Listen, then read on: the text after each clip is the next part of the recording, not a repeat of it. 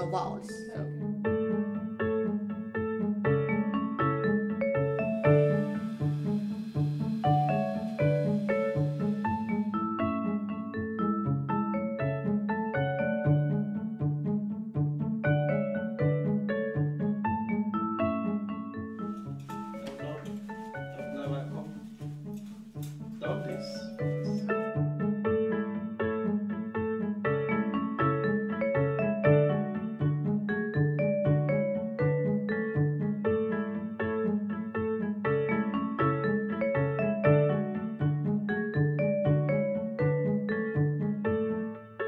DRW stands for Disabled Refugees Welcome. It's an Arvsfonden project which started in September 2017.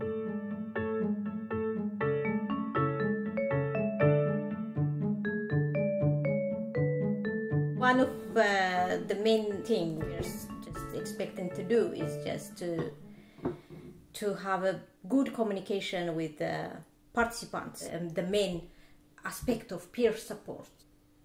My name is Rahel Atnafu. In DRW, I am working as an outreach worker, peer counselor, and project administrator. Most of them are saying that they are telling that point for the first time since they moved in Sweden. They trust you enough to open up and tell you things they wouldn't have told to somebody else. Yeah. So it can be somebody who's a refugee, it can be somebody like you who came out as a refugee, but to marry somebody here. And we do meet people that have been here longer than just a couple of years, people that are still trying to integrate into the society. Yeah. Even if Sweden is one of the best countries in the world for persons with disabilities, still there are a huge obstacles, barriers to use that system already existing, especially for the newcomers with disabilities, to use the existing system. The services are there, there's a good welfare system, but in order to access that you need to learn a lot yourself to be able to do it, which is not easy if you have harder access to the language or whatever it is.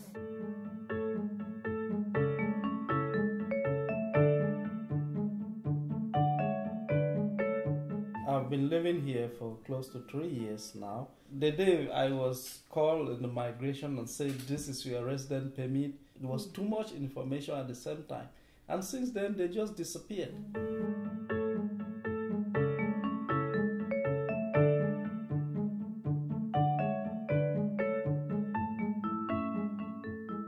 The project is supposed to guide both authorities, NGOs, and even the target group themselves towards a better integration. We are just trying to find out how to make reception better, and also how to create an integration that doesn't come from the one side, but comes from both sides. The society that has to make sure to create conditions for people to meet the people that come in equally. My name is Sus Romero. I come from Ecuador. I work with communication and I work with methodology.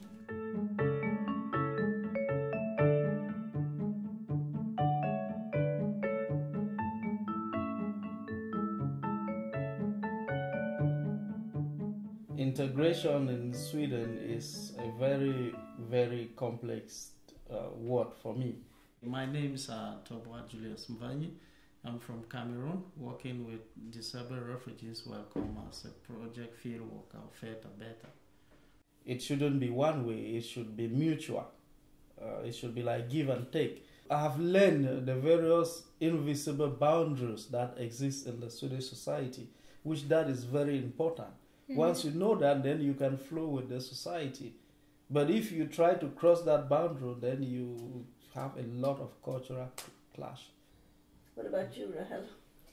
I came here because I married a man who's living here, who knows the system very well. Does he work with this kind of thing? Yeah, because he himself has a disability. You and me have the same kind of need. Yeah. if you don't know how you present your needs. present your need or how you put it articulately, that matters a lot. Like if they denied for functions to get functions right. So how I have to appeal. When I had my accident, I couldn't speak Swedish, and I was 6 months at the hospital. My name is Jamie Bowling. I'm the director of the Independent Living Institute, as well as a project leader for Disabled Refugees Welcome. And then when I started trying to make my life go round and needing to access different services, I found that they didn't come to you with a silver platter saying, hey, this is what you need. You had to find out how does the system work? I think when you are black and disabled here, it's like you have triple, and the refugees, like you have triple layers of discrimination. When do you feel that? Yeah, some people I've come across people like that in the institution. The way you will see that he is really sympathetic that you are a black person, and sometimes he asks you some question like, how do you cope being here a black person with a lot of cold here? Don't you think it's better in Africa? He didn't ask any question that as a disabled person, but he asked question just because you are black. When I came to Sweden, I was American, but people would talk to me about, these immigrants. And I said, why are you talking so bad about me?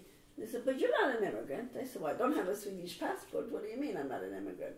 So I realized that you do treat people differently, and that intrigues me, and I know it's wrong to treat people differently.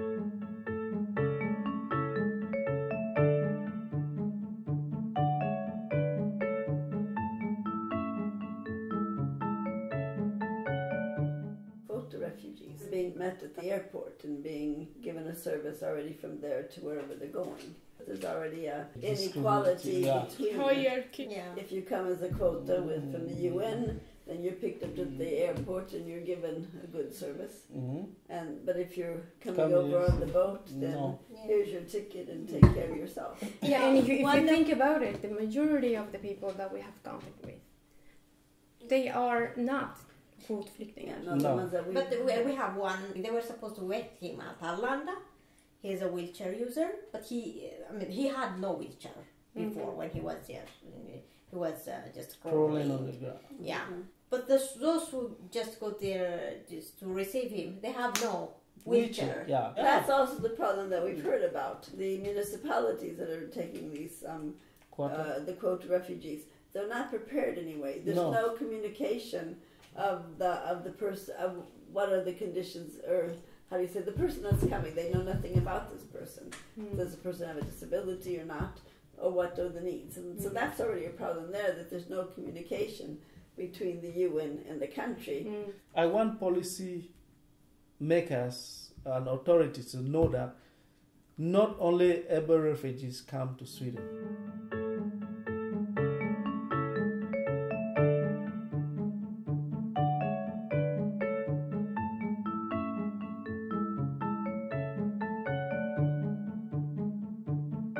One of our huge obstacles is the level of needs that we meet. We can't grant somebody asylum. We can't grant somebody the possibility to see their family. We can't give somebody a wheelchair. We can't. But we can show that for that person how the system can answer that need. The hope is that we will be able to contribute through the project to a better integration process.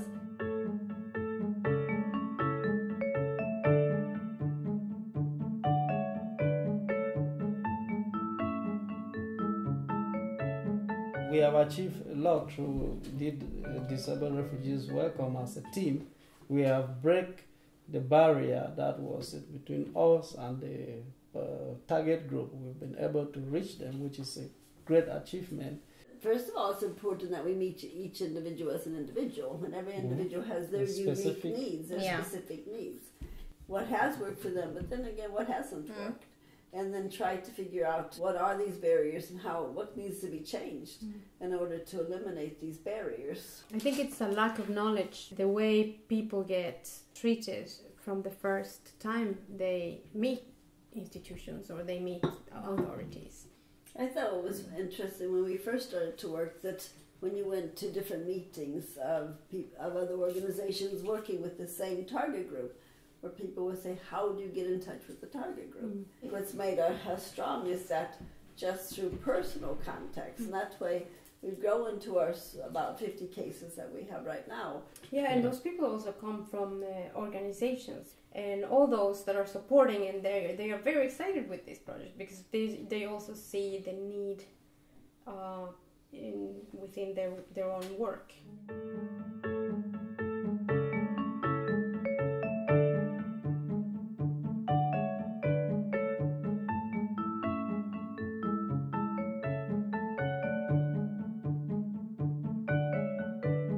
Social workers are very important to engage in this because they have also contact with the target group.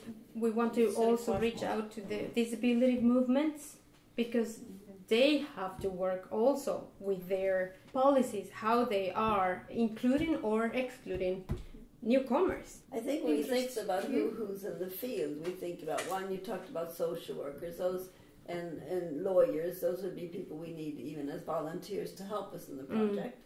For example, we have the perspective of disability, but you have Caritas, who might have some perspective. You have IM, who might have some perspective. The Red Cross that has been helping. We've already seen this. A lot of some of our target group have already been in contact with some of the social work. Then we realized that we're working with the authorities in the way that we contact with Stockholm City, and then also the municipalities in the north and the south with their integration people. And they showed us that they're interested because they see the need in crossing the two together, the intersection of both migration as well as disability. The lack of trust for institutions is huge. And to see these people working in these institutions and wanting to change that, or wanting to help and support and be humane, make me feel like this is possible. That we are not alone, we're not fighting against the whole government or institutions. The institutions are on our favor. We just need to get them on board.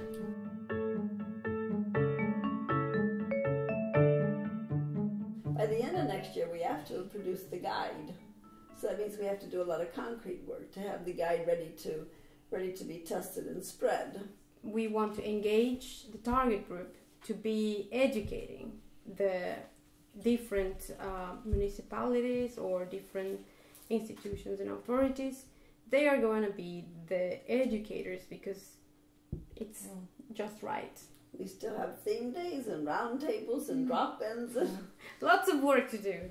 And all these, as I understand, all these events will take this kind of user-led approach and co-production approach, so that the disabled refugees themselves are the best experts on their own lives, and they will be teaching everybody around them how they can be better included in the society and what kind of support they need and how it has to be carried out. Just exactly as we gave the definition of independent living. I was just going to say that's what independent living is all about. So that's all.